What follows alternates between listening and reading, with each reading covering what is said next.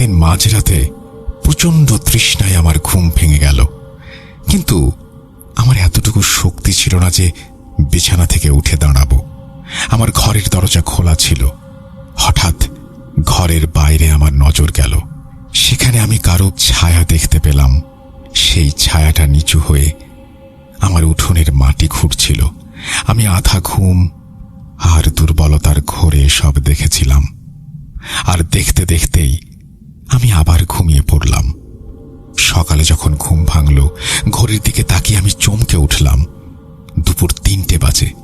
আমি ভাবলাম, আমি এতক্ষণ ধরে ঘুমাচ্ছি। আমি পাশে শুয়ে থাকা 2 বাচ্চার দিকে তাকালাম। ওরা তখনও অঘোরে ঘুমাচ্ছে। আমার মেয়ে মাহিনের তখনও জ্বর ছিল, তাই সীমাও আমাকে ডাকেনি। আমি ওঠার চেষ্টা করছিলাম। ঠিক তখনই খুব কাছ থেকে কারো কান্নার আওয়াজ শুনে আমি ঘাবড়ে গেলাম। আমি ভাবলাম, আরে এটা তো সীমার আওয়াজ। আমি দেয়াল ধরে ধীরে ধীরে সেই আওয়াজের দিকে গেলাম।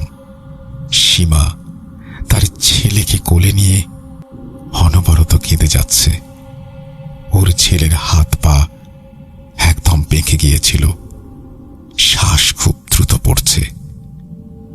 আমি এই অবস্থা দেখে ভয় পেলাম। বললাম, কি হয়েছে সীমা? আমার দেবর মলিন গলায় বলল, জানি না ভাবি কি হয়ে গেল। ও সকালে উঠেই আপনার ঘরে এসেছিল বাচ্চাদের সাথে খেলতে, কিন্তু আপনারা সবাই ঘুমাচ্ছিলেন বলে ও বাইরে খেলতে গেল। খেলতে খেলতেই এই অবস্থা।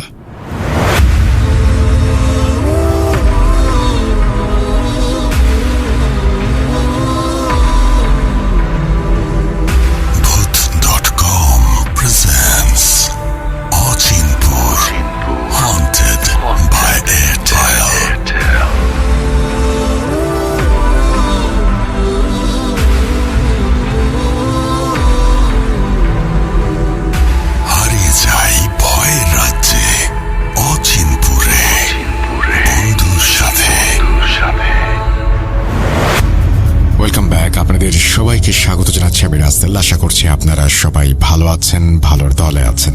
আমিও ভালো আছি আর ভালোর দলে আছি। আরো একবার চলুন হারিয়ে যাই ভয়ের রাজ্য অচিনপুরে বন্ধুর সাথে। যেভাবে লেখা আছে আমি সেভাবেই পড়ে শোনাচ্ছি। আসসালামু আলাইকুম রাসেল ভাই ও প্রিয় লিসেনার্স, কেমন আছেন আপনারা? আশা করি মহান আল্লাহ তাআলার অশেষ রহমতে আপনারা সকলে অনেক ভালো আছেন এবং সুস্থ আছেন। আমি মোহাম্মদ সিফাত আলম ময়মনসিংহ থেকে বলছি। আজ ঘটনায় যাবার আগে আমি আমাদের সকলের প্রিয় রাসেল ভাই এবং ভূত.com টিমকে মন থেকে ধন্যবাদ জানাতে চাই। ভূত.com-এর সাথে আমার পথ চলার 5টি বছর পূর্ণ হলো, আর সেটা আপনাদের নিরলস পরিশ্রমের কারণেই। জীবনে চলার পথে আমাদের অনেকের সাথেই পরিচয় হয়, অনেক অদ্ভুত ঘটনার সম্মুখীন আমরা হই। আমি গর্ব করে বলতে পারি, ভূত.com-এর মতো একটি পরিবারের অংশ হতে পেরে আমি সত্যিই অনেক আনন্দিত। যে ভূত.com-এর বদৌলতে এত সুন্দর একটি পরিবার পেলাম, তার জন্য কোনো ঘটনা নিয়ে আসবো না তা তো কোনোভাবেই হতে পারে না। আর তাই সকল অপেক্ষার অবসান ঘটিয়ে লিখতে শুরু করলাম আজকের এই হাড় হিম করা ঘটনা। সিফাত, আপনাকে অনেক ধন্যবাদ। আমি নামটা বলেই দিলাম। আপনি অনেক দিন ধরে আমাদের ঘটনা পাঠিয়েছেন। কখনো সেই ঘটনাটি আপনার নিজের, কখনো আপনি সেই ঘটনাটি কালেক্ট করেছেন, আর এখন তো আপনি বিভিন্ন জায়গা থেকে ঘটনা কালেক্ট করে আমাদেরকে উপহার দিচ্ছেন। যারা আজকের এই ঘটনাটি শুনছেন তাদেরকেও আমি বিশেষভাবে অনুরোধ জানাবো যে সিফাতের জন্য কমেন্ট সেকশনে কিছু একটা লিখে যাবেন। আমরা ঘটনায় চলে যাই। ঘটনার শুরুতেই আপনাদেরকে ছোট্ট একটি কথা বলার প্রয়োজনীয়তা অনুভব করছি। মানুষকে মানসিক ভারসাম্যহীনতার অজুহাত দিয়ে অতি প্রাকৃত বিষয়গুলোকে উড়িয়ে দেয়াটা সবসময় যুক্তি এবং সাধারণ জ্ঞানের একেবারে পরিপন্থী একটি কাজ। ফাদার ইগনেশিয়াস থর্ন বলেছেন যে পবিত্র কোনো ধর্মীয় চিহ্ন বা পবিত্র পানি ছিটিয়ে দিলেই মানসিক রোগীর প্রলাপ বন্ধ হয়ে যায় না। তিনি ছিলেন একজন সম্মানিত ধর্মযাজক। তিনি সেন্ট মাইকেল নামক একটি ক্যাথলিক মিশন ছিল, সেখানে একজন ধর্মযাজক হিসেবে ছিলেন।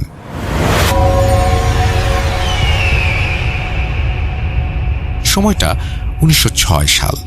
সেই বছর ফাদার ইগনেশিয়াস 16 বছর বয়সী এক খ্রিস্টান ধর্মাবলম্বী এক আদিবাসী মেয়ের ঘটনার সাথে জড়িয়ে পড়েন। সেই মেয়েটির নাম ছিল কোরা জিসেল। পরবর্তী সময়ের নথিপত্রগুলোতে তাকে ওমেলি নামেও উল্লেখ করা হয়েছে। ওই মেয়েটির মধ্যে এমন কিছু ভয়ঙ্কর শয়তানির লক্ষণ প্রকাশ পেয়েছিল যা শুনলে যে কারো গায়ের রক্ত হিম হয়ে যাবে।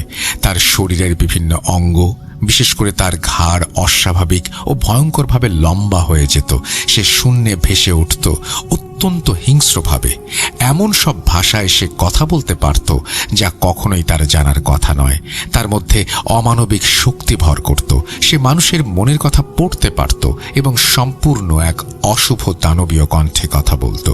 এর বাইরেও তার মধ্যে অনেক ভয়ঙ্কর লক্ষণ দেখা গিয়েছিল।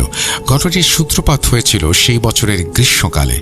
সেই সময় জিসেল ফাদার ইগনিশাসকে একটি গোপন কথা জানিয়েছিল। সে ফাদারকে বলেছিল যে সে অশুভ শক্তির কাছে নিজেকে সমর্পণ করেছে। সহজ কথায় বলতে গেলে সে শয়তানের সাথে একটি চুক্তি করে ফেলেছে। সেপ্টেম্বর মাস না আসতে আসতেই সবাই দেখতে পেল যে জিসেল পুরোপুরিভাবে অশুভ শক্তির দখলে চলে গেছে। ফাদার ইগনেশাস এবং মিশনে কর্মরত অন্যান্য ধর্মযাজক ও সিস্টাররা জিসেলের এই ক্রমশ খারাপ হতে থাকা এবং নিয়ন্ত্রণের বাইরে চলে যাওয়া আচরণ সামলাতে রীতিমতো হিমশিম খাচ্ছিলেন। তাদের সামনে তখন কেবল একটি মাত্রই পথ খোলা ছিল। সেন্ট মাইকেল মিশনের প্রধান তখন নাটালের বিশপ ডক্টর আর্থার রোমায়েলের কাছে একটি চিঠি লেখেন। ওই চিঠিতে তিনি ফাদার ইগনেশাস যেন জিসেলের ওপর শয়তান তাড়ানোর জন্য এক্সরসিজম করতে পারেন তার জন্য প্রয়োজনীয় অনুমতির আবেদন করেছিলেন। তবে খুব বেশি সময় পার হওয়ার আগেই মিশনে আরও একটি ভয়াবহ ঘটনা ঘটে যায়।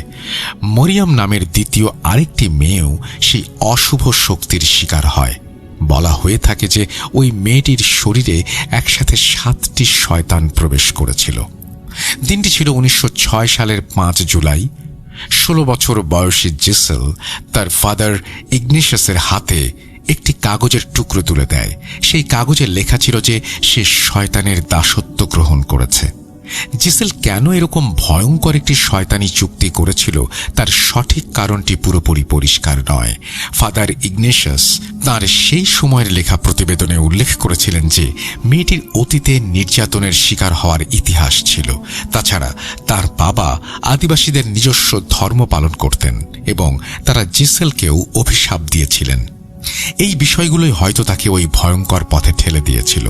তবে যে বিষয়টি সবার কাছে একেবারে স্পষ্ট তা হল ওই একই বছরে 13 সেপ্টেম্বর সকাল 9:30টার দিকে জিসেলের ওপর প্রথমবারের মতো শয়তান তাড়ানোর প্রক্রিয়া অর্থাৎ এক্সরসিজম শুরু হয়।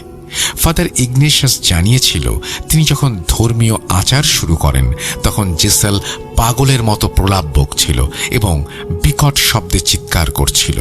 এর আগের দিনগুলোতে এবং সপ্তাহগুলোতে সে ফাদার এবং মিশনের অন্যান্য সবার প্রতি চরম হিংস্র আচরণ করছিল।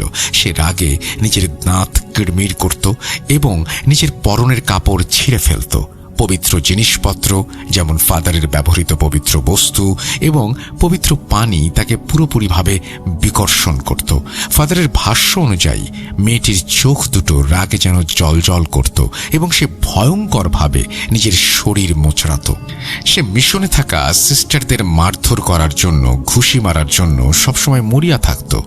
যখন সে সিস্টারদের আঘাত করতে সক্ষম হতো তখন তার সেই আঘাতের জোর এতটাই বেশি থাকত যে সিস্টারদের হাতে চামড়া কালচে হয়ে যেত। প্রিয় লিসেনার্স, এই 16 বছর বয়সী কিশোরীর আচরণ শুধুমাত্র এখানেই থেমে থাকেনি। তার এই আচরণগুলো অসম্ভব মাত্রায় পৌঁছে গিয়েছিল। প্রায় প্রতিদিনই মেয়েটি অলৌকিকভাবে শূন্যে ভেসে উঠত। সে মাটি থেকে 4-5 ফুট ওপরে ভাসতে থাকত। মাঝে মাঝে সিস্টাররা তাকে জোর করে মাটিতে চেপে ধরে রাখার চেষ্টা করলেও সে তাদের শক্তিকে হার মানিয়ে শূন্যে উঠে যেত। আর যারা তাকে মাটিতে অর্থাৎ নিচে নামানোর চেষ্টা করত তারা যে শুধু ব্যর্থই হতো তাই নয়, বরং একাধিকবার এমনও হয়েছে যে জিসেলকে টানতে গিয়ে তারাও শূন্যে ভেসে উঠেছে। ভয়ঙ্কর সেই অশুভ শক্তির প্রভাবে জিসেল আনুভূমিক এবং উলম্ব উভয়ভাবেই মাটি থেকে ওপরে উঠে যেত। এমনকি তার পরনের কাপড়গুলোর ব্যাপারেও বলা হয়েছিল যে সেগুলো মাধ্যাকর্ষণ শক্তিকে অস্বীকার করত। অসম্ভব হলেও সত্যি যে কাপড়গুলো তার শরীরের সাথে একেবারে শক্তভাবে লেগে থাকত, ঠিক যেন সে এমন একটা অদৃশ্য বুদ্বুদের ভেতর অবস্থান করছে যা সমস্ত পদার্থ বিজ্ঞানের নিয়মকে দূরে ঠেলে দিচ্ছে। শয়তানের আক্রমণের চাপে তার শারীরিক গঠনেও পরিবর্তন আসত বলে জানা যায়। 1 বছর পর নাটালের বিশপের লেখা একটি চিঠিতে উল্লেখ করা হয়েছিল যে জিসেলের মুখমণ্ডল হঠাৎ করেই এত বেশি ফুলে যেত যে তার চোখ দুটো পর্যন্ত সে খুলতে পারত না। ফাদার ইগনেশিয়াসের মতে অন্যান্য সময় জিসেল নিজের শরীরকে টেনে লম্বা করত। তার ঘাড় স্বাভাবিকের চেয়ে 2 বা 3 গুণ বেশি লম্বা হয়ে যেত। মাঝে মাঝে হাড় মটকে যাওয়ার মতো বিকট শব্দের সাথে সাথে তার হাত এবং পাগুলো এমনভাবে লম্বা হয়ে যেত যেন মনে হতো সেগুলো এক্ষুনি ভেঙে টুকরো টুকরো হয়ে যাবে। দৃশ্যটি ছিল চরম ভয়ঙ্কর। 16 বছর বয়সী একটি মেয়ে আধ্যাত্মিক এবং শারীরিকভাবে এমন সব শক্তির দ্বারা নির্যাতিত হচ্ছিল যা মানুষের সাধারণভাবে বোধগম্য নয়। আর এভাবেই যখন 1906 সালের সেপ্টেম্বরে এক্সোরসিজম শুরু হলো, তখন বলা হয় যে জিসেল এক অতি প্রাকৃত রাগে ফেটে পড়েছিল, ঠিক যেমনটা সে আগেও দেখিয়েছিল। ফাদার ইগনেশিয়াসের মতে মেয়েটি তখন যে শব্দ ব্যবহার করেছিল তা ভাষায় প্রকাশ করা অসম্ভব। মনে হচ্ছিল যেন বিশাল কোনো সৈন্যবাহিনীর শূন্যের মাঝে তুমুল যুদ্ধে লিপ্ত হয়েছে এবং তাদের গর্জনে চারপাশ কেঁপে উঠছে। ফাদার বলেছিলেন যে মাঝে মাঝে মনে হতো এই সমস্ত বিকট শব্দ জিসেলের ভেতর থেকেই আসছে, আর পরক্ষণেই মনে হতো সেই গর্জন গির্জার ভেতরে এবং বাইরে বাতাসে প্রতিধ্বনিত হচ্ছে। খুব অল্প সময়ের মধ্যেই ফাদারের মুখ বেয়ে ঘাম ঝরতে থাকে। উপস্থিত সবাইকে জিসেলের আক্রমণের হাত থেকে রক্ষা করার জন্য ফাদার বাধ্য হয়ে নির্দেশ দেন মেয়েটিকে হাতকড়া পরানোর জন্য এবং তার হাত পা শক্ত করে বেঁধে ফেলার জন্য। তবে এই কাজটি মোটেও সহজ কোনো কাজ ছিল না। ফাদারের বর্ণনা মতে প্রায় কয়েক ঘন্টা একটানা ধস্তাধস্তির পর অবশেষে তাকে হাতকড়া পরাতে সক্ষম হন তারা। জিসেলের হাত দুটো এতটাই শক্ত এবং অনমনীয় হয়ে গিয়েছিল যে সেগুলো বাঁকানো প্রায় অসম্ভব ছিল। কান ফাটানো বিকট শব্দ এবং চরম বিশৃঙ্খলতার মধ্যে সেই অশুভ সত্তাটি জিসেলকে তার বসার চেয়ার সহ বারবার শূন্যে তুলে ফেলছিল। এই ভয়ঙ্কর ধস্তাধস্তির এক পর্যায়ে যখন জিসেলের ডান হাতটি বেঁধে ফেলার চেষ্টা করা হচ্ছিল, ঠিক তখনই সে তাকে ধরে রাখা দুজন মেয়ের হাত থেকে প্রচণ্ড জোরে নিজেকে ছাড়িয়ে নেয়। সে সিস্টার আগাথা নামের উপস্থিত এক মহিলার উপরে ঝাঁপিয়ে পড়ে। জিসেল সিস্টারকে এমন এক লোহার মতো শক্ত মুঠি দিয়ে চেপে ধরেছিল যে সিস্টার প্রায় দম বন্ধ হয়ে মারা যাওয়ার উপক্রম হয়েছিল। আর এই পুরো সময়টা শয়তানের প্রভাবে থাকা ওই তরুণী যে চেয়ারটায় বসেছিল সেটি আবারও শূন্যে ভাসতে শুরু করে। এর ফলে জিসেলের শক্ত মুঠিতে আটকে থাকা সিস্টার আগাথার পায়ের জুতোর শুধু সামনের অংশটুকুই মাটি স্পর্শ করেছিল। উপস্থিত সবাই তখন দ্রুত ছুটে যান আটকে পড়া সিস্টারকে মুক্ত করার জন্য এবং জিসেলের গলা টিপে ধরা হাত থেকে অজ্ঞান হয়ে যাওয়ার আগেই বাঁচানোর জন্য বিরাট এক ধস্তাধস্তি। তিনি মেয়েটির শরীরে থাকা অশুভ আত্মাকে তার শিকার ছেড়ে চলে যাওয়ার নির্দেশ দেন। যখন ধর্মীয় আচারের সেই অংশে পৌঁছান যেখানে বলা হয় I command you ancient serpent reveal yourself, তখন জিসেল অত্যন্ত করুণ সুরে চিৎকার করে ওঠে। এর পরপরই সে আরও সিস্টার আগাথার ওপর আক্রমণ শুরু করে এবং সে সিস্টারের হাতে সজোরে কামড় বসিয়ে দেয়। আবারও সেই ক্ষিপ্ত তরুণীর হাত থেকে সিস্টারকে ছাড়ানোর জন্য ধস্তাধস্তি শুরু হয়। সিস্টারের হাতে জিসেলের 2 পাটির দাঁতের অত্যন্ত ভয়ঙ্কর লাল, নীল এবং সবুজ রঙের দাগ বসে গিয়েছিল। কিন্তু সবচেয়ে অদ্ভুত ব্যাপার হলো এই দাগগুলোর ঠিক মাঝখানে একটি ছোট্ট লাল ক্ষতের সৃষ্টি হয়েছিল, ঠিক যেমনটা সাপের কামড় বা সুই ফোটানোর ফলে হয়ে থাকে। পরের দিন অদ্ভুত ওই ক্ষতস্থানটিতে ফোঁসকা পড়ে যায় এবং সেখান থেকে হলুদ রঙের তরল পদার্থ বের হতে থাকে। ফাদার যত সেই শয়তানকে চলে যাওয়ার আদেশ দিচ্ছিলেন, তরুণীটি ততটাই বেশি ক্ষিপ্ত হয়ে উঠছিল। দাবি করা হয় সে তখন এমন এক কণ্ঠে কথা বলছিল যা তার নিজের কণ্ঠ ছিল না। সে একবারে স্বয়ং শয়তানের মতো গর্জন করছিল এবং সেই শব্দ এতটাই ভয়ঙ্কর ছিল যে তা উপস্থিত সবার হাড়ের মজ্জা পর্যন্ত কাঁপিয়ে দিচ্ছিল। সে বন্য প্রাণীর মতো চিৎকার করতে শুরু করে। অবশেষে সেই ভয়াবহ যুদ্ধের মোড় ঘোরে এবং জিসেল মাটিতে ফিরে আসে। মাটিতে ফিরে আসার পর দাবি করা হয় যে সে মৃত্যু যন্ত্রণায় ছটফট করা কোনো মানুষের মতো মোচড়াতে থাকে এবং শেষ মুহূর্তে নিজের শরীরকে সম্পূর্ণ দৈর্ঘ্যে টান টান করে প্রসারিত করে দেয়। তারপর জিসেল একেবারে স্থির হয়ে যায়। এক্সোরসিজম শেষ হয়েছিল এবং অন্তত সেই সময়ের জন্য মেয়েটি ওই শয়তানের হাত থেকে মুক্ত হয়েছিল। সে সম্পূর্ণভাবে মুক্ত হয়েছে তা নিশ্চিত করার জন্য ফাদার সন্ধ্যায় আবারও এক্সোরসিজম করেন, কিন্তু জিসেল তখন শান্ত ছিল এবং সে সবার সাথে মিলে মন থেকে গান গাইছিল, প্রার্থনা করছিল। প্রিয় লিসেনার্স, কি ভাবছেন? ঘটনা এখানেই শেষ? না, ঘটনা এখানেই শেষ হয়নি। এরপর কয়েক মাস কেটে যায়। 1907 সালের জানুয়ারি মাসের শেষের দিকে জিসেল হঠাৎ করে ঘোষণা করে সে আবারও অশুভ শক্তির কবলে পড়বে। মনে হচ্ছিল শয়তান যেন তার আগাম ফিরে আসার বার্তা দিয়ে রাখছে। এবার পরিস্থিতি আগের চেয়ে অনেক বেশি ভয়ঙ্কর আকার ধারণ করে। হিংস্রতা, শারীরিক পরিবর্তন, অসম্ভব সব ঘটনা এবং ঘন ঘন শূন্যে ভেসে ওঠার পাশাপাশি জিসেলের মধ্যে এবার এমন সব অদ্ভুত জ্ঞানের প্রকাশ ঘটতে শুরু করে যা তার জানার কথা নয়। সে লুকোনো জিনিসপত্র, ভবিষ্যতে কি ঘটবে সেই সব ঘটনা এবং স্কুলের অন্যান্য মানুষ ও সেন্ট মাইকেল মিশনের গোপন তথ্য বলে দিতে শুরু করে। শুধু তাই নয়, মরিয়ম নামের দ্বিতীয় আরেকজন আদিবাসী মেয়ের মধ্যেও অদ্ভুত সব লক্ষণ দেখা দিতে শুরু করে। পরিস্থিতি দেখে মনে হচ্ছিল শয়তানের এই ভর করার বিষয়টি যেন ছোঁয়াচে রোগের মতো ছড়িয়ে পড়ছে। একটি অত্যন্ত নাটকীয় এবং অস্বাভাবিক ঘটনার মধ্য দিয়ে নাটালের বিশপ ডক্টর আর্থার রোমেল দুজন ধর্মযাজককে সাথে নিয়ে মিশনে এসে পৌঁছান। দিনটি 1907 সালের 24 এপ্রিল। মিশনে যা ঘটেছিল সেগুলোকে তিনি নিছকই হিস্টেরিয়া বা মানসিক রোগ বলে মনে করেছিলেন এবং এই পুরো নাটকীয়তার অবসান ঘটানোর উদ্দেশ্য নিয়েই তিনি সেখানে এসেছিলেন। তিনি বলেছিলেন, আমি খুবই বিরক্ত ছিলাম এবং আমার বিশ্বাস হচ্ছিল না যে এটি আসলেই শয়তান ভর করার কোনো ঘটনা, বরং আমি এটাকে হিস্টেরিয়া হিসেবেই নিয়েছিলাম। এছাড়াও তিনি প্রথম এক্সোরসিজমের অনুমতিও দিয়েছিলেন অত্যন্ত অনিচ্ছার সাথে। মিশনে পৌঁছানোর পর বিশপ দেখেন সেখানে বিশাল এক ভিড় জমে গেছে। সবাই অধীর আগ্রহে অপেক্ষা করছে কখন বিশপ ওই মেয়ে দুটিকে শয়তানের হাত থেকে মুক্ত করবেন। এসব দেখে বিশপ আবারও বিরক্ত হন। তিনি বলেন, আমি স্থানীয় আদিবাসীদের মনে আমার সম্মান এবং কর্তৃত্ব হারাতে চাই না, তবে আমাকে কিছু একটা করতেই হতো। তাই আমি আমাদের প্রভুর দিকে ফিরে বললাম, এই পুরো বিষয়টি তোমার ব্যাপার এবং তোমাকেই আমাকে সাহায্য করতে হবে। শুধু তার মনে যতই অবিশ্বাস থাকুক না কেন, মিশন থেকে ফিরে আসার সময় বিশপ পুরোপুরিভাবে বিশ্বাস করতে বাধ্য হয়েছিলেন যে জিসেল এবং নতুন মেয়ে মরিয়ম আসলেই শয়তানের কবলে পড়েছে।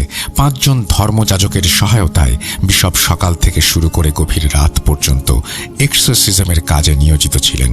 আগের মতোই হিংস্র আচরণ করে জিসেল প্রতিরোধ গড়ে তুলেছিল এবং এই ক্যাথলিক দলটির চেষ্টাকে শারীরিকভাবে প্রতিহত করার আপ্রাণ চেষ্টা করেছিল। মরিয়ম নামের যে অন্য মেয়েটি অস্বাভাবিক আচরণে আক্রান্ত হয়েছিল তার অবস্থাও ঠিক একই রকম ছিল। এক্সোরসিজমের বর্ণনা মতে মরিয়ম 7টি শয়তানের দ্বারা নিয়ন্ত্রিত ছিল। এক্সোরসিজম শেষ হওয়ার পর ওই 7টি শয়তান তার শরীর ছেড়ে যেতে বাধ্য হয়েছিল। আর জিসেলের ক্ষেত্রে অত্যন্ত চাঞ্চল্যকরভাবে দাবি করা হয় যে তাকে যে ভাষাতেই প্রশ্ন করা হচ্ছিল সে প্রতিটি ভাষাতেই উত্তর দিতে পারছিল। ল্যাটিন, পোলিশ, জার্মান, ফ্রেঞ্চ ইত্যাদি ভাষায় তাকে প্রশ্ন করা হয়েছিল, যদিও সে আগে কখনোই এই ভাষাগুলো সম্পর্কে জানেনি বা শেখেনি। উপস্থিত সবার মনে এই দৃঢ় বিশ্বাস জন্মেছিল যে জিসেল আসলে জিসেল হিসেবে সব করছে না, তার শরীর এবং তার জিহ্বা অন্য কোনো সত্তার দ্বারা নিয়ন্ত্রিত। আর সেই সত্তা যে কেবল একাধিক ভাষা বুঝতে পারছিল তাই নয়, শয়তানে ভর করা ওই মেয়েটি ল্যাটিন ভাষার ধর্মযাজকদের রীতিমতো উপহাস করছিল। সে তাদের উচ্চারণের ভুলগুলো ধরিয়ে দিচ্ছিল এবং মাঝে মাঝে নির্দিষ্ট কিছু শব্দ নিয়ে মজা করছিল। বিশপ এবং তার দলের কাজে ব্যাঘাত ঘটানোর জন্য সে অদ্ভুত এক ভঙ্গিতে শব্দগুলোর উপর জোর দিচ্ছিল এবং দুষ্টমির ছলে সেগুলো সুর করে গাইছিল। দেখে মনে হচ্ছিল জিসেল, অথবা বলা ভালো তাকে নিয়ন্ত্রণকারী ওই অশুভ আত্মাটি সবার মনোযোগের কেন্দ্রবিন্দু হতে পেরে বেশ মজা পাচ্ছিল এবং পবিত্র সবকিছুকে বাধাগ্রস্ত ও উপহাস করার চেষ্টা করছিল। শয়তানে ভর করা ওই মেয়ে এবং বিশপের মধ্যে চলা একটি অত্যন্ত ভয়ানক ধস্তাধস্তির সময় শয়তানটিকে তার নিজের নাম বলতে বলা হয়। বিশপের ভাষ্যমতে জিসেল তার নাম বলতে অস্বীকৃতি জানায়। তাকে আরও জোরালোভাবে নির্দেশ দেয়া হলে সে বলে, আমি নাম বলতে পারবো না, তবে আমি বানান করে দিতে পারি। এরপর সে বানান করে DIOAR। যখন তাকে তার সর্দারের নাম প্রকাশ করতে বলা হয় তখন সে আবারও প্রতিবাদ করে বলে সে নাম প্রকাশ করতে অক্ষম। তবে শেষ পর্যন্ত সে সেই নামটিও বানান করে বলে। সে তার আঙুল দিয়ে শূন্যের ওপর একটা একটা করে অক্ষর লিখে নামটা প্রকাশ করে। নামটি ছিল লুসিফার। ঘন্টার পর ঘন্টা পার হতে থাকে এবং এক্সোরসিজমের তেজ আরও বাড়তে শুরু করে। তখন ওই নিয়ন্ত্রণকারী অশুভ সত্তাটি তার কৌশল পরিবর্তন করে। সে বুঝতে পারে যে বিশপ এবং ধর্মযাজকরা তাকে না তাড়ানো পর্যন্ত সেখান থেকে কিছুতেই নড়বে না। তখন জিসেলের মুখ থেকে বেরিয়ে আসা সেই ভয়ঙ্কর কণ্ঠস্বরটি মিশনের অ্যারাবেলা নামের অন্য একটি মেয়ের শরীরে প্রবেশ করার অনুমতি চেয়ে অনুনয় বিনয় করতে থাকে। অবশেষে বিশপ কিছুটা বিরতি নেয়ার ঘোষণা দেন। তখন রাত 9টা বাজে। তারা ঠিক 7 ঘন্টা আগে দুপুর 2টার সময় এই শয়তান তাড়ানোর কাজ শুরু করেছিলেন। পরদিন সকালে বিশপ অ্যারাবেলার নিরাপত্তার কথা ভেবে অত্যন্ত উদ্বিগ্ন হয়ে তাকে মিশন থেকে অনেক দূরে পাঠিয়ে দেন। অদ্ভুত ব্যাপার হলো, যখন তিনি জিসেলের ওপর আবার এক্সোরসিজম শুরু করেন তখন জিসেল আবারও সেই অস্বাভাবিক কণ্ঠে বলে ওঠে যে তাকে সেখান থেকে দূরে সরিয়ে দেওয়া হয়েছে, অথচ মেয়েটিকে মিশন স্কুল থেকে সবার আড়ালে আলাদা করে সরিয়ে ফেলা হয়েছিল। তাই এই খবর জিসেলের কোনোভাবেই জানার কথা ছিল না। অবশেষে বিশপ এবং তার যাজক দল সফল হন। কয়েক মাস আগে ফাদার ইগনিশাস যে এক্সোরসিজম করেছিলেন ঠিক সেই ঘটনার মতোই এক্সোরসিজমের শেষ পর্যায়ে জিসেল মেঝেতে লুটিয়ে পড়ে এবং প্রচণ্ড ব্যথায় ভয়ঙ্করভাবে গোঙাতে শুরু করে। এরপর ক্রুশ চিহ্ন আঁকার সাথে সাথে তার শরীরে এক ধরনের খিঁচুনি তৈরি হয় এবং সে মৃতের মতো একেবারে নিশ্চল হয়ে পড়ে। শয়তানটি চলে যাওয়ার সাথে সাথে পুরো ঘরটি একটি অত্যন্ত দুর্গন্ধযুক্ত বাতাসে ভরে গিয়েছিল। এরপর জিসেল সেই অশুভ শক্তির হাত থেকে মুক্ত হয় এবং দীর্ঘ 6 বছর এভাবেই সুস্থ থাকে। অবশেষে 1913 সালের 14 মার্চ মাত্র 22 বছর বয়সে অত্যন্ত মর্মান্তিকভাবে তার মৃত্যু হয়। ফাদার ইগনিশাস তার মৃত্যুর কারণ হিসেবে খুব দ্রুত ছড়িয়ে পড়া যক্ষা বা কোনো রোগের কথা উল্লেখ করেন। নিঃসন্দেহে কোরা জিসেলের এই ঘটনাটি বোঝা বা বিশ্বাস করা খুব কঠিন একটি কাজ। এই ঘটনাটি শ্রোতাদের কাছে এমন এক বস্তুগত বিশ্বাসকে স্থগিত করার দাবি জানায় যেখানে একটি অল্প বয়সী মেয়ে শারীরিক এবং আধ্যাত্মিকভাবে অশুভ শক্তির কাছে আত্মসমর্পণ করে। সে শূন্যে ভেসে ওঠে, নিজের হাত পা এবং ঘাড় লম্বা করে ফেলে এবং এমন সব কণ্ঠস্বর ও ভাষায় কথা বলে যা তার নিজের ভাষা নয়। তারপরেও ফাদার ইগনিশাস জানান এই ঘটনাটি অসংখ্য মানুষ নিজেদের চোখে দেখেছেন। শুধুমাত্র প্রথম পর্যায়ের ভর করা এবং এক্সোরসিজমের ঘটনাটি 3 জন ফাদার, 3 জন ব্রাদার, 14 জন সিস্টার এবং 150-রও বেশি স্থানীয় মানুষ স্বচক্ষে পর্যবেক্ষণ করেছিলেন। 1907 সালের বসন্তে যখন নাটালের বিশপ ব্যক্তিগতভাবে এই ঘটনার সাথে যুক্ত হন তখন সেই প্রত্যক্ষদর্শীদের সংখ্যা আরও অনেক বৃদ্ধি পেয়েছিল। শুরুতে তিনি যতই অবিশ্বাস করুন না কেন, ঘটনার শেষ পর্যায়ে বিশপ পুরোপুরি নিশ্চিত হয়েছিলেন যে তিনি যা দেখেছেন এবং যাকে তাড়িয়ে দিতে সাহায্য করেছেন তা আসলেই শয়তানি শক্তি ছিল। এছাড়াও আপাত দৃষ্টিতে শয়তানি ঘটনাগুলোর মাঝেও বিশপ এবং ফাদার ইগনিশাস দুজনেই এই কার্যকলাপের সত্যতা যাচাই করার চেষ্টা করেছিলেন। প্রিয় লিসেনার্স, 20 শতাব্দীর শুরুতে সাউথ আফ্রিকার কোরা জিসেলের সাথে এবং তার আশেপাশে ঘটে যাওয়া এই ঘটনাগুলোর সাথে এই ঘটনাটি আমাদেরকে মনে করিয়ে দেয় যে অন্ধকার এবং অদেখা জগতে এমন ভয়ঙ্কর ঘটনা ঘটা মোটেও কোনো ব্যতিক্রমী কিছু নয়। আজকের এই ঘটনাটি আমাকে বলেছিলেন নরওয়ে প্রবাসী এক বন্ধু। তার এসব প্যারানরমাল বিষয়ে বেশ আগ্রহ ছিল। সে প্রচুর রিসার্চ করত এসব নিয়ে। এমনকি এই ঘটনার প্রতিটি তারিখ, বর্ণনা, 100% নিখুঁত। যদি আপনারা এই ঘটনা নিয়ে নিজেরা জানতে চান বা রিসার্চ করতে চান তবে আমাকে জানাবেন। আমি ঘটনার সব চরিত্রের নাম, স্থান সব শেয়ার করব। আমি এখানে সেগুলো শেয়ার করিনি কেননা আমি আমার সেই বন্ধুর অনুমতি নিতে পারিনি। সবাই তার জন্য দোয়া করবেন। সে ব্রেন টিউমারে আক্রান্ত, বর্তমানে সিঙ্গাপুরে চিকিৎসাধীন রয়েছে। আপনারা সবাই খুব ভালো থাকবেন, সাবধানে থাকবেন। আল্লাহ হাফেজ। এই বলেই তিনি তার ঘটনা শেষ করেছেন। আশা করছি এই ঘটনাটি আপনাদের ভালো লেগেছে। যদি ভালো লাগে অবশ্যই আমাদের জানাবেন।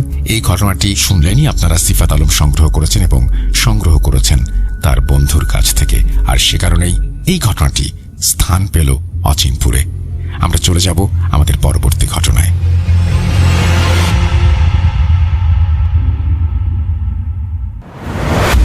Welcome back. আশা করছি আপনারা সবাই ভালো আছেন এবং ভালোর তলে আছেন। আমিও ভালো আছি আর ভালোর তলে আছি। পরের ঘটনায় যাব, তবে তার আগে দারুণ একটা খবর জানিয়ে দেব আপনাদেরকে। আর সেটি হচ্ছে, এখন চাইলেই স্ট্রিম করে হারিয়ে যাও ভয়ের রাজ্য অচিনপুরে বন্ধুর সাথে। কারণ এয়ারটেল দিচ্ছে 4 GB স্ট্রিমিং 24 ঘন্টা মাত্র 29 টাকায়। তাই স্ট্রিম করো ইউটিউব ইচ্ছে মতো, কানেক্টেড থাকো বন্ধু সহ সারা দুনিয়ার সাথে। টিকটক, স্ন্যাপচ্যাট, লাইকিতে। অফারটি পেতে ভিজিট করো মাই এয়ারটেল অ্যাপ অথবা ডায়াল করো *4*0029#। আমরা চলে যাব আমাদের পরবর্তী ঘটনায়।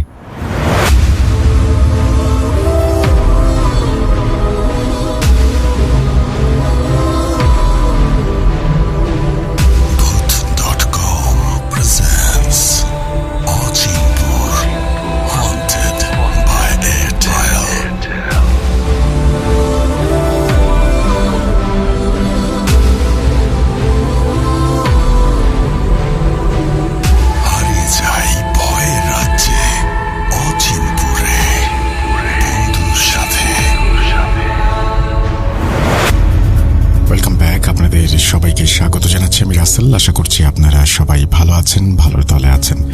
আমিও ভালো আছি আর ভালোর তলে আছি। নতুন একটা ঘটনায় যাব। যেভাবে লেখা আছে আমি সেভাবেই পড়ে শোনাচ্ছি। আসসালামু আলাইকুম রাসেল ভাই।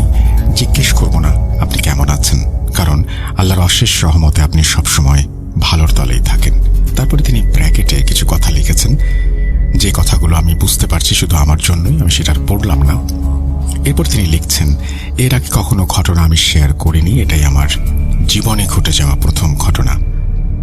যদি এই ইমেলটি আপনার ভালো লাগে দর্শক শ্রোতাদের মাঝে শেয়ার করবেন। আমি শ্রোতা হয়ে শুনব। কোনো কথা না বাড়িয়ে ঘটনা শুরু করছি। লেখার মধ্যে অনিচ্ছাকৃত ভুল থাকলে ক্ষমা সুন্দর দৃষ্টিতে দেখবেন। নাম প্রকাশে অনিচ্ছুক। আমার বাসা নাটোর জেলার সিংড়া উপজেলাতে। আমি রাজশাহী পলিটেকনিক ইনস্টিটিউটে পড়াশোনা করি। এই ঘটনাটি 2024 সালের। ঘটনাটি আমার মেস নিয়ে।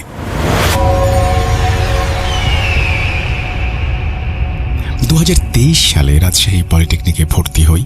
থাকার জন্য আমার এলাকার 4 জন বন্ধু মিলে একটি বাসা খুঁজতে থাকি। শহরের একটি স্থান 13 খাদিয়া ডাবতলার মাঝে বাসা খুঁজতে খুঁজতে একটি মহল্লায় প্রবেশ করি। স্থানীয়দের কাছে শুনি মহল্লার ভেতরে একটি বাসা ফাঁকা আছে এবং সেটা ব্যাচেলারদের জন্য, সেখানে ভাড়া দেবে। আমরা উৎসাহিত হয়ে সেখানে গেলাম। তখন সন্ধ্যা। বাসা ছিল 2 তলার নিচে। দেখলাম একটি বয়স্ক বৃদ্ধ কিছু কাঠ গোছাচ্ছে। তাকে ভাড়ার কথা বললাম। উনি বললেন ওপরে যেতে। ওপরে উঠে দেখি 3টি ফ্ল্যাট। এর মধ্যে 2টাতে বাইরে থেকে তালা দেয়া এবং একটি ভেতর থেকে আটকানো। ভেতর থেকে আটকানো ওই রুমে নক করলাম। একটি 25 বছর বয়সী মেয়ে বের হয়ে আসলো এবং ওনাকে বাসা ভাড়ার বিষয়ে বলতেই উনি ব্যাচেলার শুনে কেমন কৌতূহলী মন নিয়ে বললেন, হ্যাঁ, আমাদের একটি ফ্ল্যাট ভাড়া দেব। বাম পাশের ফ্ল্যাটে আমাদের নিয়ে প্রবেশ করলেন এবং রুমগুলো ঘুরে দেখালেন। ওই ফ্ল্যাটে 2টা রুম, একটি বাথরুম, একটি রান্নাঘর, একটি ডাইনিং স্পেস ছিল। সামনের রুমটি খোলা ছিল, তবে আমার অবাক লাগে পেছনের রুমটা দেখে। ওই রুমে ঢুকতেই কেমন একটা স্যাঁতস্যাঁতে পরিবেশ। একটি খাট, একটি 90 দশকের শোকেস স্টিলের এবং কিছু প্লাস্টিকের জিনিস রাখা আছে। কেমন একটা স্টোর রুমের পরিবেশ। হঠাৎ আমার বন্ধু নাইম বলে উঠল, আপনাদের বাসা মনে হয় অনেকদিন ধরে ভাড়া দেয়া হয় না। বাড়িওয়ালার মেয়েটি কেমন সংকোচ নিয়ে বললেন, আমরা ভাড়া দেওয়ার প্রয়োজন মনে করিনি, তবে এখন একটু আর্থিক সমস্যায় আছি, তাই ফ্ল্যাটটি ভাড়া দিতে চাই। আমি বললাম, মধ্যের ফ্ল্যাটটি ভাড়া দেবেন না? বাড়িওয়ালা মেয়েটি বললেন, না, ওইটাতে আমাদের প্রয়োজনীয় জিনিসপত্র আছে। তারপর আমরা ভাড়া মেটালাম। তবে আশ্চর্যের বিষয় হলো, শহরের মধ্যে মাত্র 5,000 টাকা দিয়ে একটি ফ্ল্যাট আমাদের দিয়ে দিল, যেখানে 3 শেড বাসার ভাড়া ছিল প্রায় 6,000। 2 তলায় 3টি ফ্ল্যাট, এর মধ্যে একটিতে শুধু বাড়িওয়ালা, ওনার মা আর ওনার 4 বছর বয়সী বাচ্চা থাকত। 3 দিন পরে আমরা সবাই জিনিসপত্র নিয়ে ওই বাসায় গেলাম। বাসায় আসার পরে বাড়িওয়ালা বলেন, ভাই, তোমরা রাতে ওই পেছনের রুমের ব্যালকনিতে বেশিক্ষণ থাকবে না, পাশের বাড়ির মানুষের সমস্যা হতে পারে, ওরা একটু আগেই ঘুমিয়ে যায়। আমরা ওনাকে বললাম, ঠিক আছে। প্রথম 10-12 দিন কোনো সমস্যা হয়নি, কোনো ভীতি কাজ করেনি। পেছনের রুমে নাসিম ও আরিফ, সামনের রুমে আমি ও রাকিব থাকতাম। পড়াশোনা, গেমস নিয়ে আমাদের দিন চলত। হঠাৎ সমস্যা শুরু হয় 15তম দিন থেকে। ওই দিন রাতে বন্ধু নাসিম ব্যালকনিতে ওর বাসায় কথা বলছিল। নাসিম হঠাৎ গোঙানির আওয়াজ পায়। প্রথমে পাত্তা না দিলেও পরে আওয়াজটা তীব্র হলে সে রুমে এসে আরিফকে বিষয়টা বলে। আরিফ তখন বলে, হয়তো পাশের বাসায় কেউ কান্না করছে। তারপর মাঝে মাঝেই গভীর রাতে সেই একই রকম গোঙানির আওয়াজ হতো। সেইভাবে কেউ ভাবেনি বিষয়টা নিয়ে। দ্বিতীয় সমস্যা হয় তার কিছুদিন পর রাত্রে। পেছনের রুমের আমাদের 2 বন্ধু গ্রামের বাসায় যায়। সেই সময় আমাদের মিড টার্ম এক্সাম ছিল। এক রুমে পড়তে অসুবিধা হচ্ছে জন্য আমি বন্ধুদের রুমে এসে পড়ছিলাম। হঠাৎ বাইরে বৃষ্টি শুরু হয়। আমি ক্লাস আটকে দিতে গিয়ে দেখি পাশের ছোট্ট মাঠে ল্যাম্পপোস্টের আবছা আলোতে আমাদের নিচতলার বৃদ্ধার নাতি ঠিক আমার দিকে তাকিয়ে আছে। ওই ছেলের বয়স মাত্র 6 বছর। আমি ওকে দেখে বললাম, কাকু, রুমে যাও, বৃষ্টিতে ভিজো না। বলে গ্লাস আটকে দিয়ে মোবাইল হাতে নিয়ে দেখি রাত 12:33 বাজে। সেই মুহূর্তে আমার গায়ের লোম দাঁড়িয়ে যায়। কি ব্যাপার, এত রাতে ছোট্ট একটা বাচ্চা বাইরে কেন? ভয় আমি দৌড়ে রাকিবের কাছে যাই। গিয়ে সাহস নিয়ে ওই রুমের জানালা খুলতেই দেখি কেউ নেই। বিস্তারিত রাকিব শুনে বলে, ঘুমিয়ে পড়, চোখে ধান্দা লেগেছে। আমি কিছুক্ষণ ভেবে আবার পড়া শুরু করলাম। রাত 1:48। ছাদের উপর একসাথে 4-5 জনের খুব জোরে হাঁটার শব্দ হচ্ছে। আমি বিরক্ত হয়ে আবার রাকিবের কাছে গিয়ে বলতেই রাকিব বলে, এত রাতে ছাদে থাকবে কে? তুই ঘুমিয়ে পড়। আমি ভ্যাবাচাকা খেয়ে ভাবলাম, কি হচ্ছে এসব? সেদিন রাত ঠিকঠাক গেল। তারপর তেমন কোনো ঘটনা ঘটেনি। আমাদের মিড এক্সাম শেষ হলে রাকিব বাসায় আসে। আমি কোচিং করতাম জন্য 2 দিন পরে বাসায় যাওয়ার সিদ্ধান্ত নেই। বন্ধু চলে যাওয়ার দিন রাতে বেতরের নামাজ পড়ার সময় আমি যখন সিজদা দেই, তখন বাথরুমের ট্যাপ থেকে পানি পড়ার আওয়াজ। এই আওয়াজটা যখন আমি সিজদা দেই শুধু তখনই শুনতে পাই। একটু ভয় হলো, তবে আমি সেরকম পাত্তা দেইনি। রাতে বিছানায় শুয়েছিলাম, সেই সময় নূপুরের আওয়াজ শুনতে পেলাম। মনে হলো কেউ নূপুর পায়ে রুমের আশেপাশে ঘুরছে। ঠিক আমার সাথে 2-3 দিন এইরকম ঘটনা ঘটেছে। আয়াতুল কুরসি পড়ে বুকে ফু দিয়ে আমি ঘুমিয়ে যাই। আমরা যে রুমে থাকতাম সেই রুম থেকে ওপরে কোনো শব্দ পেতাম না, তবে বন্ধুদের রুমে যখন থাকতাম একা থাকলেই শুধু ছাদের ওপর ধূপধাপ শব্দ হতো। একদিন বাড়িওয়ালাকে বললাম এইরকম ঘটনা। উনি বললেন, ভাই, রাত 10টার মধ্যেই ছাদের গেট আটকে দেয়া হয়। তুমি হয়তো ভুল শুনেছ, রাতে কারো ছাদে কাজ থাকে না। আমরা বাসায় মোট 9 জন থাকি, আমরা ছাড়া ছাদে কেউ যায় না। একদিন সন্ধ্যায় আমি বাইরে বের হব, রেডি হচ্ছি। হঠাৎ মনে হলো পাশ দিয়ে কালো ছায়া দৌড়ে গেল। আমি তাকিয়ে দেখি কেউ নেই। মনের ভুল ভেবে উড়িয়ে দিলাম। আমি রুমের গেট খুলতেই ছাদের শেষ দিকে তাকিয়ে দেখলাম আবছা কি যেন একটা অবয়ব দাঁড়িয়ে আছে ঠিক আমার দিকে মুখ করেই। রুমের সামনের ছোট্ট আলো জ্বলছিল, ঠিক স্পষ্টভাবে বুঝতে পারলাম না। খুব দ্রুত আমি নিচে চলে আসলাম। এরকম ছোট ছোট ঘটনা, তবে ঘটনা এখানেই শেষ নয়। দেখতে দেখতে 1টা বছর কেটে গেল। আমরা ওই মেসে থাকি।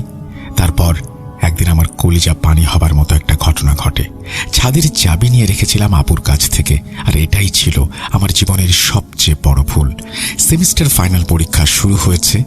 সেই আগের মতোই পেছনের রুমে পড়ছি। বলে রাখা ভালো, নাসিম ও আলী জেনারেলে পড়তো, ওরা বেশি থাকতো না। হঠাৎ রাত 12:22 দিকে ছাদে প্রচণ্ড শব্দ হচ্ছে, মনে হচ্ছে অনেক উঁচু থেকে 2-3 জন লাফিয়ে পড়ছে। বিরক্ত হয়ে রাকিবের কাছে গিয়ে বললাম, চল ওপরে গিয়ে দেখি কি ঝামেলা, দেখতে হবে, সহ্যের সীমা অতিক্রম করে যাচ্ছে। রাকিব বলে, তুই যা, আমি একটু পরে আসছি।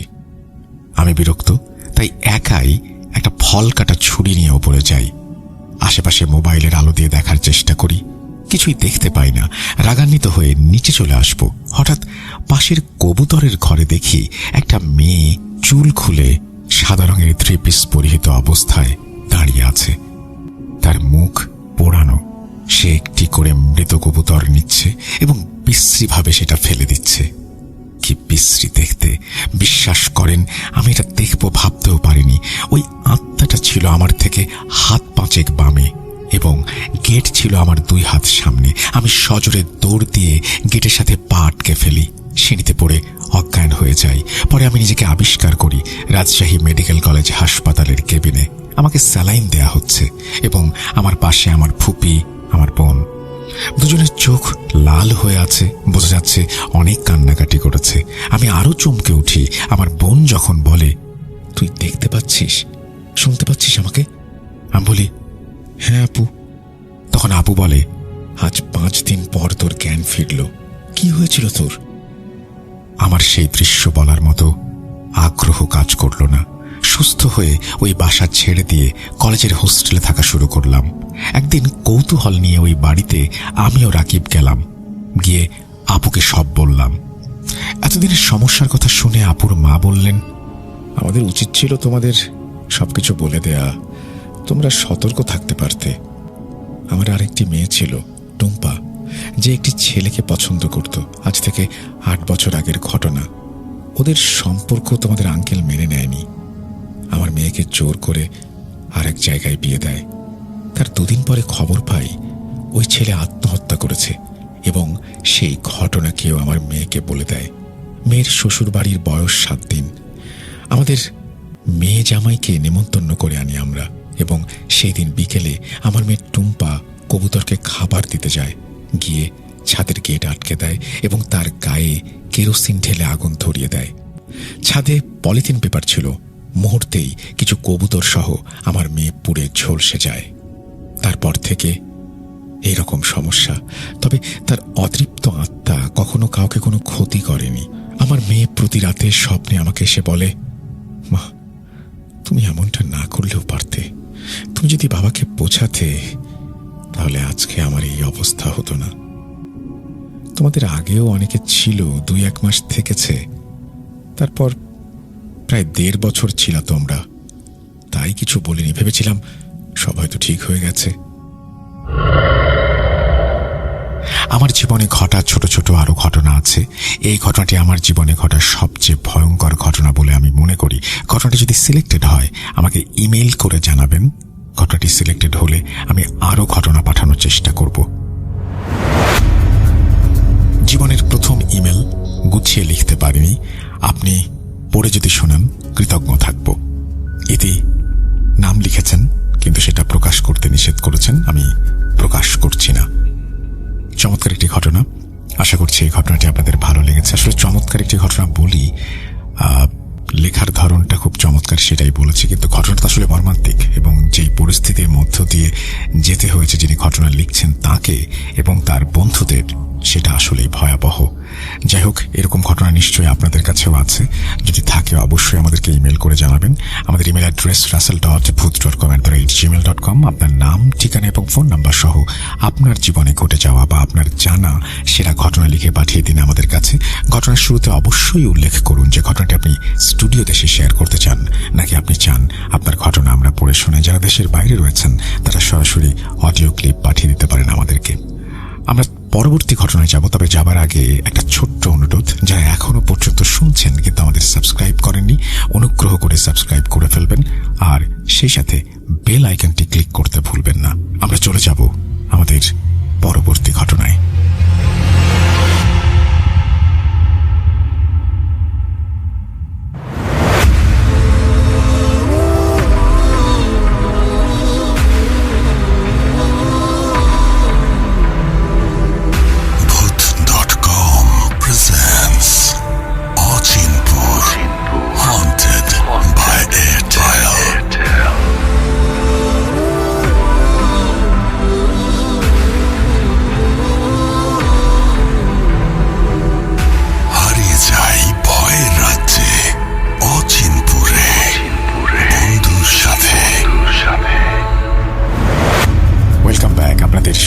স্বাগত জানাচ্ছি আমি রাসেল। আশা করছি আপনারা সবাই ভালো আছেন, ভালোর দলে আছেন।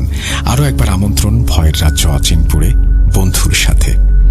ভাবতে ভালো লাগে, এই সেদিন শুরু করেছিলাম অচিনপুর, আর এখন দেখতে দেখতে সবাই শিরোনামে অর্থাৎ সাবজেক্টে লিখছেন অচিনপুর। যদি এভাবেই পাশে থাকেন তাহলে ভয় কি অচিনপুরে?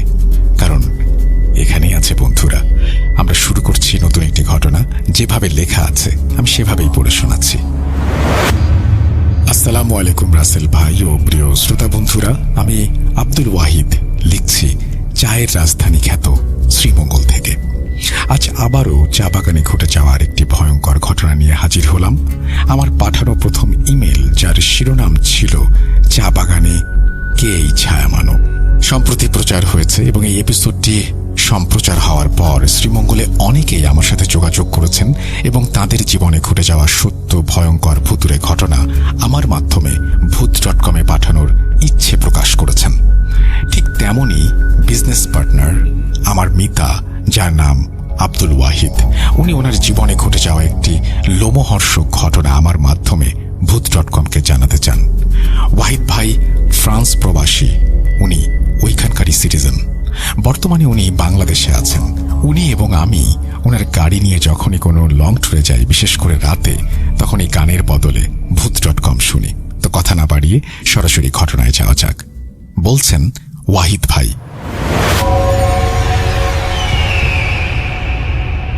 আসসালামু আলাইকুম রাসেল ভাই, আমি জানি আপনি সবসময় ভালোর দলেই আছেন, তাই আর জিজ্ঞেস করলাম না কেমন আছেন। আমি আব্দুল ওয়াহিদ, আমার বাড়ি সিলেটের হবিগঞ্জ জেলার দাঁড়াগাঁও গ্রামে। বর্তমানে আমি ফ্রান্সের নাগরিক। ঈদের জন্য পরিবার নিয়ে বাংলাদেশে বেড়াতে এসেছি। আমি ভূত.com-এর অনেক বড় একজন ফ্যান। বাংলাদেশে বৎসরে আমার ৫-৬ বার আসা হয়। যাই হোক, আমি ঘটনায় চলে যাই। ঘটনার সময়কাল আজ থেকে ২০ বছর আগে, ২০০৬ সালের সেপ্টেম্বর মাসের রমজানে। আমার বয়স তখন অল্প। গ্রামের কিছু বিত্তবান লোকের সাথে কোনো এক কারণে আমি ঝামেলায় জড়িয়ে পড়ি, যার কারণে আমার মা আমাকে বলেন, বাবা তুমি এক কাজ করো, কিছুদিন তুমি তোমার মেজো ভাইয়ের সাথে থেকে আসো, দেখবে গ্রামের জঞ্জাল তোমাকে স্পর্শ করতে পারবে না। ঝামেলা মিটে গেলে তুমি আবার গ্রামে ফিরে এসো। আমিও মায়ের কথায় রাজি হয়ে গেলাম। আমার মেজো ভাই তখন মৌলভীবাজার জেলার বড়লেখা উপজেলার কোনো একটি চা বাগানে বড় বাবু হিসেবে কর্মরত। এটি ছিল ইন্ডিয়ার গা ঘেঁষা একটি চা বাগান। লোকালয় থেকে অনেক দূরে। চা বাগান এরিয়াটা ছিল অনেক ভুতুরে।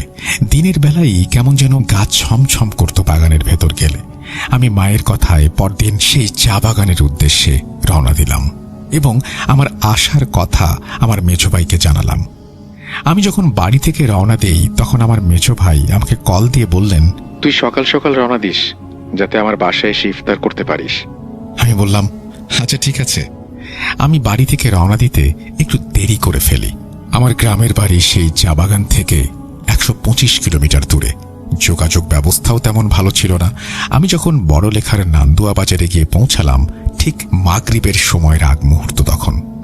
এই নান্দুয়া বাজার থেকে যদি সেই চা বাগানে যেতে হয়, তাহলে সেখান থেকে সিএনজি রিজার্ভ করে তারপরে যেতে হবে, না হলে কোনো রকম গাড়ি সেখানে যায় না। আমি অনেকজন সিএনজি ড্রাইভারকে জিজ্ঞেস করলাম, ভাই অমুক চা বাগানে যাবেন? ওনাদের সবারই এক কথা, না ভাই, এই মুহূর্তে আমরা ওখানে যাব না, সন্ধ্যা হয়ে আসছে, রিজার্ভ করে যাব, ভাড়া নিয়ে কোনো সমস্যা নেই। ভাই যত টাকাই দেন না কেন, আমরা ওখানে যাব না, ওই দিকটা ভালো না। আর আপনি এখন সন্ধ্যায় ওইখানে যাবেন? ভাই আমাকে যেতেই হবে, কারণ আমি অনেক দূর থেকে আসছি, ফেরত যাওয়া সম্ভব না। আজকে না গেলেই ভালো হয়, প্রয়োজন হলে বড়লেখা শহরে চলে যান, আগামীকাল সকালে যাবেন।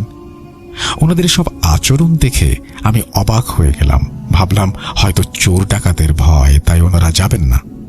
বলে রাখা ভালো যে আজ থেকে ২০ বছর আগে জনমানবহীন এলাকায় অনেক চুরি ডাকাতি হতো, তাই সন্ধ্যার পর গাড়ি চলাচল কম হতো। যখন দেখলাম ওনারা যাবেন না, তখন আমি কোনো উপায় না পেয়ে সেই চা বাগানের রাস্তা ধরে হাঁটা শুরু করলাম। নান্দুয়া বাজার থেকে সেই চা বাগান প্রায় ৮ থেকে ১০ কিলোমিটার দূরে। আমি হাঁটতে হাঁটতে যখন কিছু দূর গেলাম, তখন মাগরিবের আজান আমার কানে ভেসে আসলো। আমি আমার মেজো ভাইকে কল দিয়ে জানতে চাইলাম, কিন্তু কোনো নেটওয়ার্ক ছিল না। এখন যেরকম সব জায়গায় নেটওয়ার্ক পাওয়া যায়, তখন তেমনটা নয়। আমার সাথে কোনো খাবারও ছিল না যেটা দিয়ে আমি রোজা ভাঙব। তখন আমি কি করব ভাবতে ভাবতে কিছু দূরে একটা প্রাইমারি স্কুল আমার চোখে পড়ে। একটা টিউবওয়েল ছিল সেখানে, এবং সেখান থেকে পানি খেয়ে আমি রোজা ভাঙলাম। তারপর আবার হাঁটা শুরু করলাম। কিছুক্ষণ যেতেই অন্ধকার নামতে শুরু করলো। আমার কাছে ছিল না কোনো টর্চ লাইট, আমার ফোনে লাইটের ব্যবস্থাও নেই। ডিসপ্লের আলোতে যতটুকু দেখা যায় সেটা দিয়ে এগিয়ে চলছি। আরো কিছুক্ষণ হাঁটার পর চারিদিক অন্ধকারে ডেকে গেল। তখন আমার মনের ভেতর একটু একটু ভয় কাজ করতে শুরু করলো, কারণ আশেপাশে কোনো বাড়িঘর নেই, শুধু রাস্তার দুই পাশে চা বাগান, আর চা বাগানের চতুর্দিকে পিনপতন নীরবতা আর ঝিঁঝি পোকার ডাক। ভয় আমাকে আস্তে আস্তে গ্রাস করা শুরু করেছে। আমি মনে মনে ভাবলাম, এখন বাকি 4-5 কিলোমিটার, যাব কিভাবে? অনেকক্ষণ অন্ধকারে হাঁটার পর হঠাৎ দেখতে পেলাম চা বাগানের এক মহিলা শ্রমিক তার মাথায় রান্না করার লাকড়ি নিয়ে আমার সামনে দিয়ে হেঁটে যাচ্ছে। তাকে দেখে আমার ভয় হালকা হলো, সাহস হলো কিছুটা। আমি তাকে ডেকে জিজ্ঞেস করলাম, ও দিদি, যাবে ওই চা বাগানে? কিন্তু উনি কোনো কথা না বলেই হাঁটতে শুরু করলেন। আমি ভাবলাম হয়তো উনি শোনেননি আমার কথা। আমি আবারও ডাক দিয়ে বললাম, দিদি, আমি বড়বাবুর বাংলোতে যাব, কতক্ষণ সময় লাগবে বলতে পারেন? এইবারও কোনো সাড়া নেই। আমি ওনার পাশাপাশি যাওয়ার জন্য অনেক দ্রুত হাঁটার চেষ্টা করেও ওনার পাশাপাশি যেতে পারছি না। প্রথমে আমার কাছে বিষয়টি খুব স্বাভাবিক লাগলেও পরবর্তীতে আমি ভয় পেতে শুরু করি। আমি যতই দ্রুত হাঁটি না কেন, ওনার নাগাল ধরা আমার পক্ষে সম্ভব হচ্ছে না। কিছুক্ষণ এভাবে হাঁটার পর রাস্তাটি ডানে মোড় নেয়। মহিলাটি ডানে মোড় নেয়ার 4-5 সেকেন্ডের মধ্যে আমিও মোড় ঘুরলাম। ঘুরে দেখি উনি আমার সামনে নেই। তখন ভয়ে আমার গলা শুকিয়ে কাঠ। চা বাগানের কুয়াশা ও শীতের মধ্যে আমি ঘামতে শুরু করলাম। ভয়কে পাশ কাটানোর জন্য নিজেকেই বললাম, হয়তো উনি চা বাগানের ভেতরে আড়ালে ঢুকে গেছেন, তাই ওনাকে দেখতে পাচ্ছি না। এটা ভাবতে ভাবতে সামনে হেঁটে যাচ্ছিলাম। কিছুক্ষণ যাবার পর আমার সামনে রাস্তার মধ্যে 2টি ছোট ব্রিজ একসাথে দেখতে পেলাম, একটি ভাঙা ও একটি ভালো। হঠাৎ দেখলাম ভাঙা ব্রিজের কাছে অনেক বড় বড় শেয়াল, যা স্বাভাবিক শেয়ালের মতো নয়।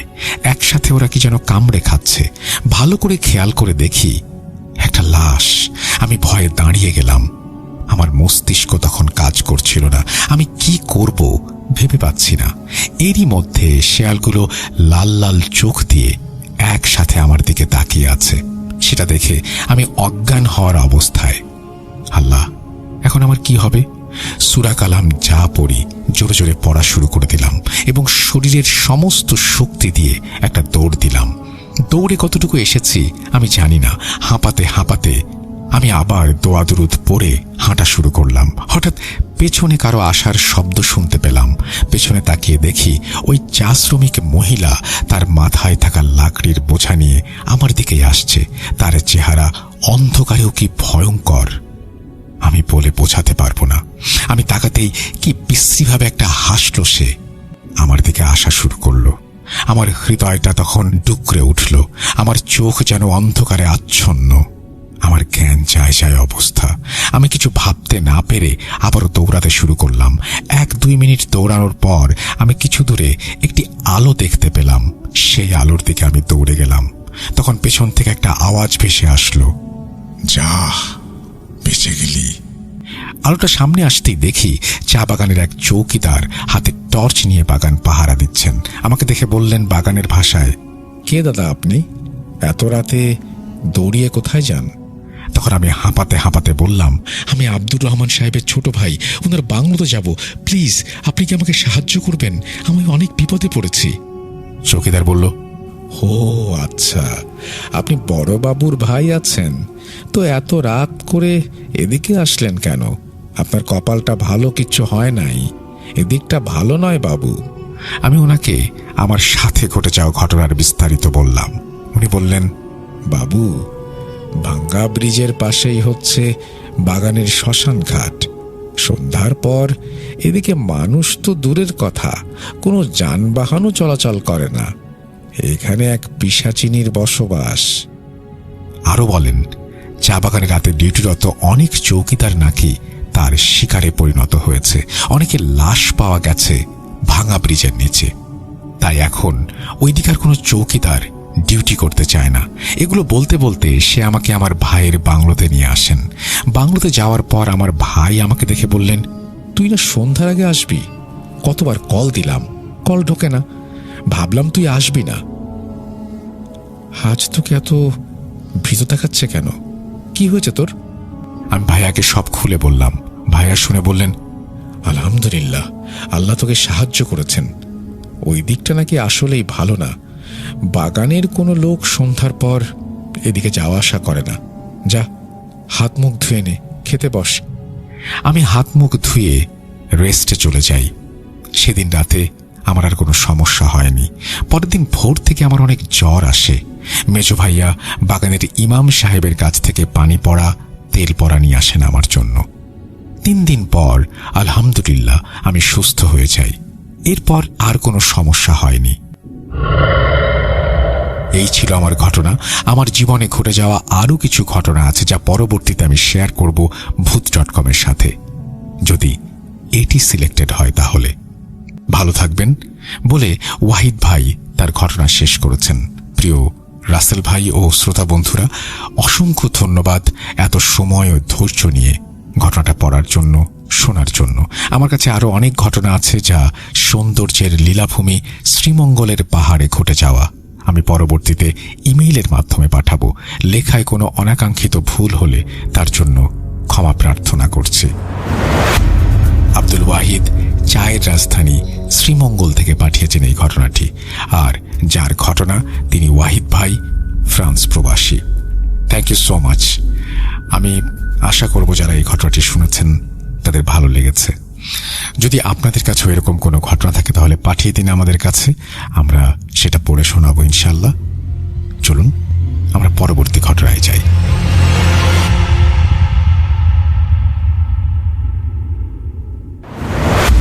Welcome back. আশা করছি আপনারা সবাই ভালো আছেন এবং ভালোর দলে আছেন।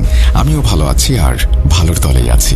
পরের ঘটনায় যাব, তবে তার আগে দারুণ একটি খবর জানিয়ে দিতে চাই। 50 GB internet, 500 minute talk time, 30 দিন মাত্র 599 টাকায়। স্ট্রিম করে হারিয়ে যাও ভয়ের রাজ্য অচিনপুরে বন্ধুর সাথে। অফারটি পেতে ভিজিট করো মাই এয়ারটেল অ্যাপ অথবা ডায়াল করো *4*599#। আমরা চলে যাব আমাদের পরবর্তী ঘটনায়।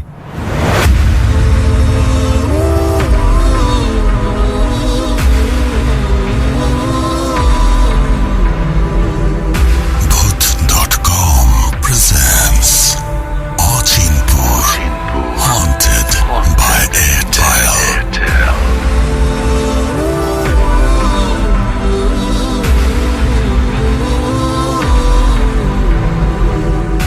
হারিয়ে যাই ভয়ের রাজ্যে অচিনপুরে বন্ধুর সাথে।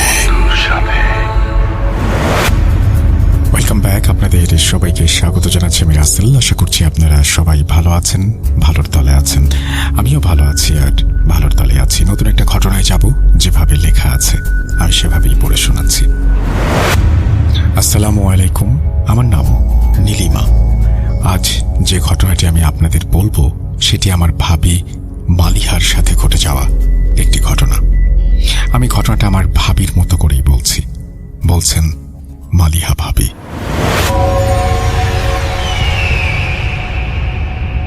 আসসালামু আলাইকুম, আমি মালিহা।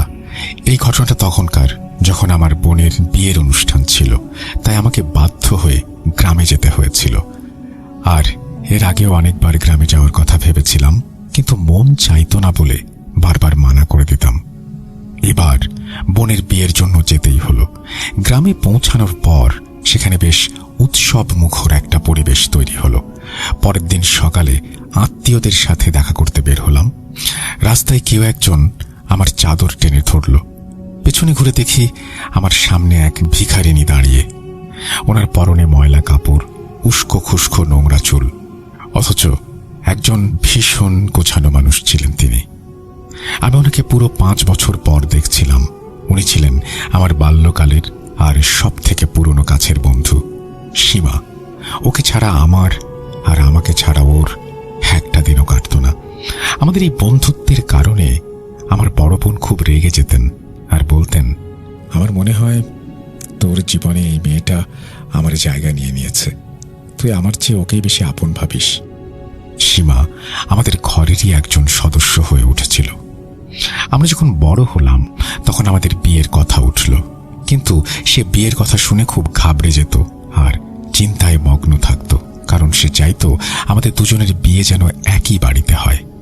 বিয়ে করে সে আমার থেকে দূরে কোথাও যেতে চাইতো না। একবার আমরা একটা বিয়ে বাড়িতে গিয়েছিলাম। সেখানে একজন বয়স্ক নারী আমাদের কাছে এসে আমার নাম ঠিকানা জিজ্ঞেস করতে লাগলেন। আমি ব্যাপারটাকে খুব একটা পাত্তা দেইনি, কিন্তু কয়েকদিন পরই সেই নারী তার 2 ছেলের বিয়ের প্রস্তাব নিয়ে আমাদের বাড়িতে হাজির হলেন। বড় ছেলের প্রস্তাব আমার জন্য আর ছোট ছেলের প্রস্তাব সীমার জন্য। আমার পরিবারের লোকজন প্রস্তাবটা শুনে খুব খুশি হলো এবং ওনারা রাজি হয়ে গেলেন।